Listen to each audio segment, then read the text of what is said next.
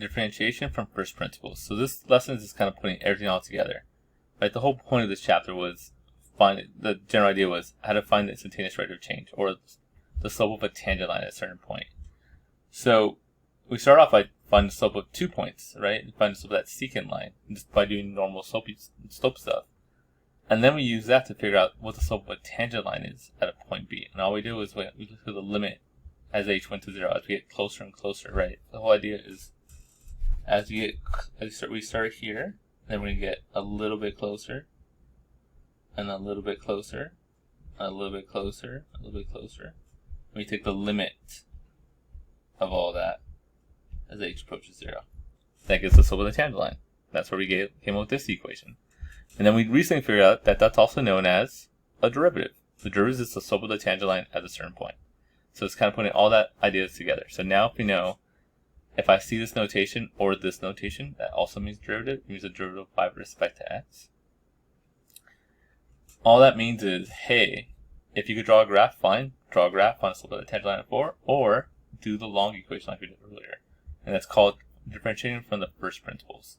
Right, so where we don't graph it, where we do the algebra, that's differentiating from the first principles. So, let's do that here. Use the first principle of the gradient function to find the derivative of x squared.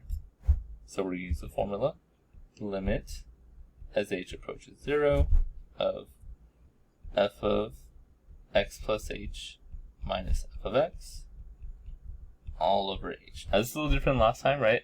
Last time we did it at a certain value, so instead of x it was an a there. We're going to do it the exact same way. It's not much will change here. Okay, so first, what's f of x? F of x is x squared. So that's x squared.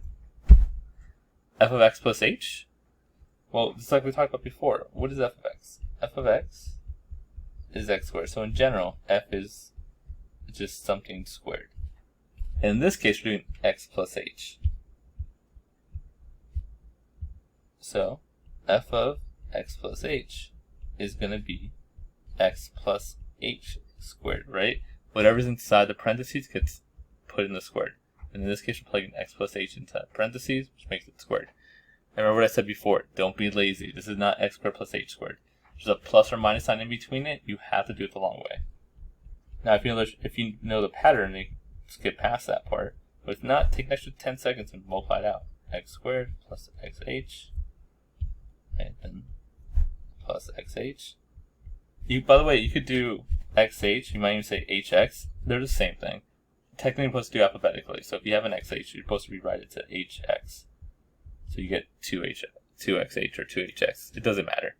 These are the exact same thing. And then multiply it out, you get h squared. So I'm going to get x squared plus 2xh plus h squared. Again, technically this probably should be hx, but it's all the same.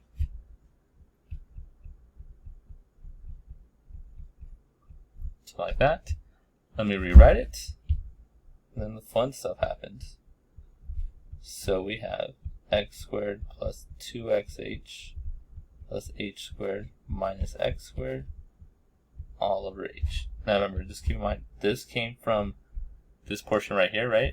Plugging x plus h into x squared, and then simplifying it, I got this. And then this came from this part, which is this, what's f of x? Well, in this case, f of x literally is x squared. You get to here, and it's my favorite part, where stuff cancels out. X squared and x squared. They're both the same, they cancel out. Let me rewrite it one more time. Limit as h approaches 0 of 2xh plus h squared over h. This is the part I said before, that the whole point of a limit is you want to substitute this 0 in for h. If I do it right now, if I plug in 0 here, I'm going to get 0 plus 0 over 0, which is 0 over 0. Remember, that's the one thing you can't have. If it was just number over 0, you're good. If it was 0 over something, you're good. 0 over 0 means you have more work to do. And in this class, that just means factor. And if you don't notice the top here, they both have an h.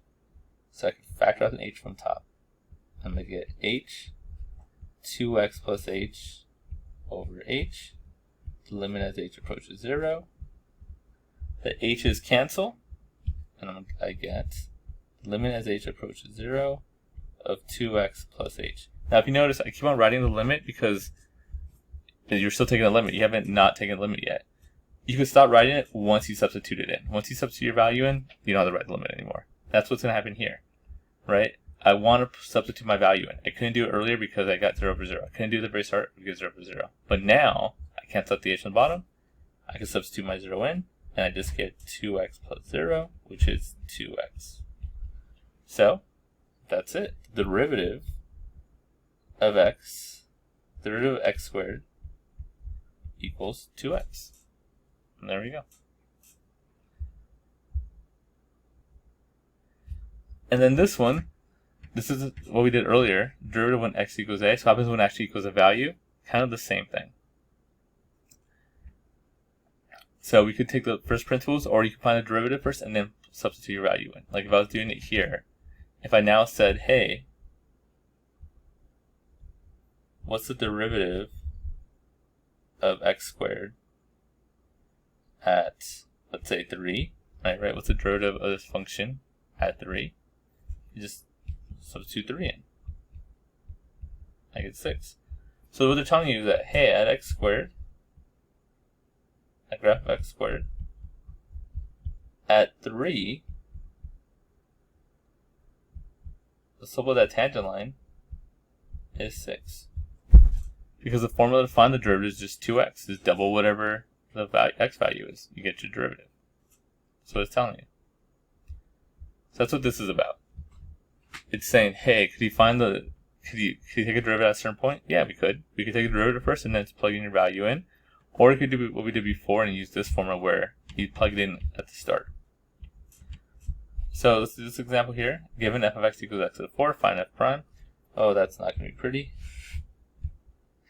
Okay, so this wants to take a derivative. So we're going to take the limit as h approaches 0 of f of x plus h minus f of x all over h. Again, I was finding the derivative. That's what they're asking me to. If they would have said find the derivative of negative 1, I'll substitute negative 1 here and here. But other than that, it's the same thing. Now, let's fill out the stuff here. Remember, this guy is literally just what's the function, and the function in this case is x to the 4th.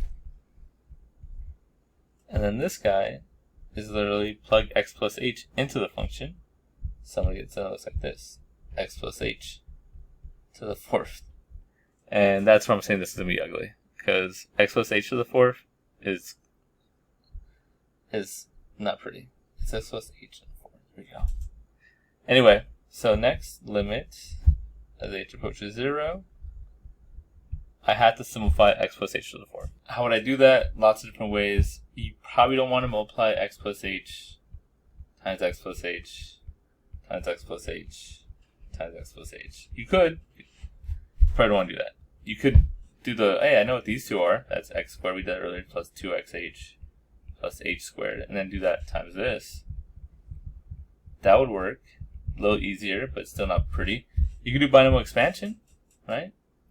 If you get x plus h to the 4th, you could go, okay, it's 4 over 0, first term, second term, plus 4 over 1, second term, first term, second term, all the way until you get to 4 over 4.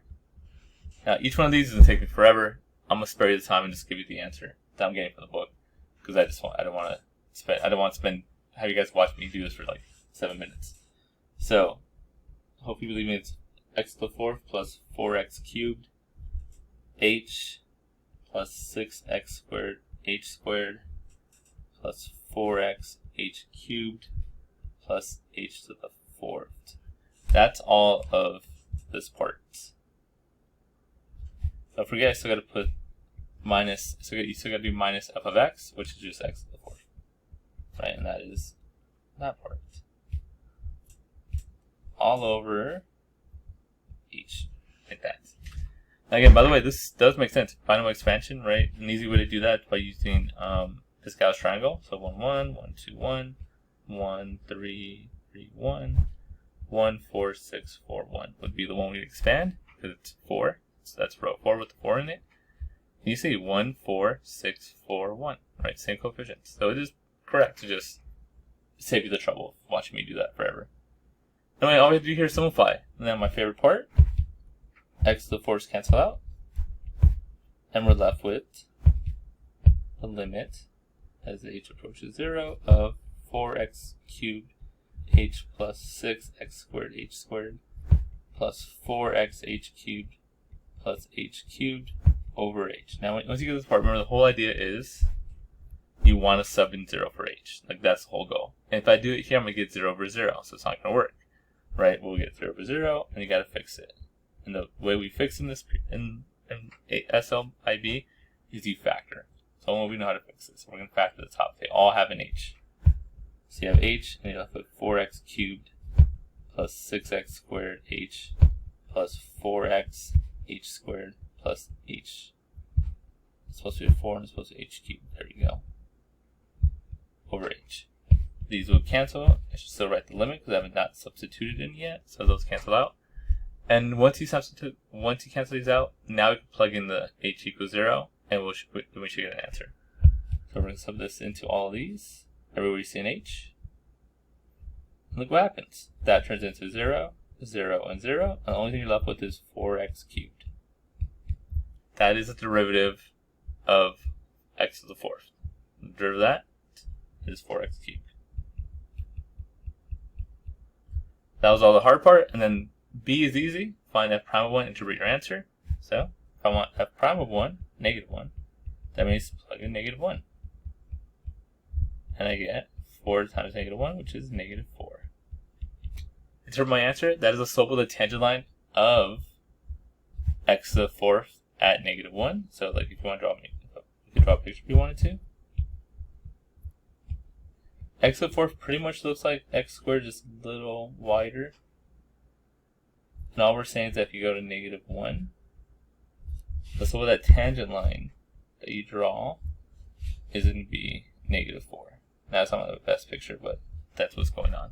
The slope of the tangent line at negative 1 of x to the fourth is negative 4. That's the lesson.